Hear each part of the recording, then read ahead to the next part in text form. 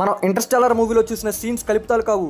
అదేంటంటే NASA eagle ల్యాబొరేటరీలో warp drive అనే technology మీద రీసెర్చ్ చేస్తుంది. ఈ వార్ప్ డ్రైవ్ ద్వారా మనం కాంతి కంటే వేగంగా ప్రయాణించి మన భూమి నుండి కొన్ని వందల కాంతి సంవత్సరాల దూరంలో ఉన్న గ్రహాల దగ్గరికి వెళ్ళొచ్చు. మిగ్యూల్ ఆల్కుబీర్ అనే మెక్సికన్ భౌతిక శాస్త్రవేత్త ఈ వార్ప్ డ్రైవ్ టెక్నాలజీ గురించిన క్యాలిక్యులేషన్స్ ని 1994లో ప్రతిపాదించాడు. ఈ వార్ప్ డ్రైవ్ టెక్నాలజీ అనేది ఐన్స్టీన్ యొక్క థియరీ ఆఫ్ రిలేటివిటీని బేస్ చేసుకుని పనిచేస్తుంది. ఎలా అంటే ఈ యూనివర్స్ లో స్పేస్ అనేది ఒక ఫ్యాబ్రిక్ లా వ్యాపించి ఉంది. అలాగే ఈ స్పేస్ అనేది నిరంతరం కాంతి కంటే వేగంగా ప్రయాణిస్తూ ఈ యూనివర్స్ ని ఎక్స్పాండ్ చేస్తుంది. అలాగే ఈ స్పేస్ లో బరువైన గ్రహాలు వస్తువులు ఉన్న చోట ఈ స్పేస్ కొంచెం కిందకి బెండ్ అవుతుంది. అయితే వార్ప్ డ్రైవ్ కూడా ఈ ప్రిన్సిపల్ మీదే పనిచేస్తుంది. అదేంటంటే వార్ప్ డ్రైవ్ లో ఫ్రంట్ సైడ్ బ్యాక్ సైడ్ కలిపి రెండు పెద్ద పెద్ద రింగ్స్ ఉంటాయి. ఫ్రంట్ సైడ్ ఉన్న రింగ్ పాజిటివ్ ఎనర్జీని క్రియేట్ చేసి స్పేస్ ని కొంచెం కిందకి బెండ్ చేస్తుంది. అలాగే బ్యాక్ సైడ్ ఉన్న రింగ్ నెగిటివ్ ఎనర్జీని క్రియేట్ చేసి స్పేస్ ని కొంచెం పైకి బెండ్ చేస్తుంది.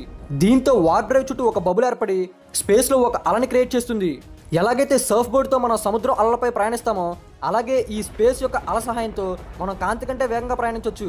అయితే ఇప్పటి వరకు మనం నెగిటివ్ ఎనర్జీని కనిపెట్టలేదు.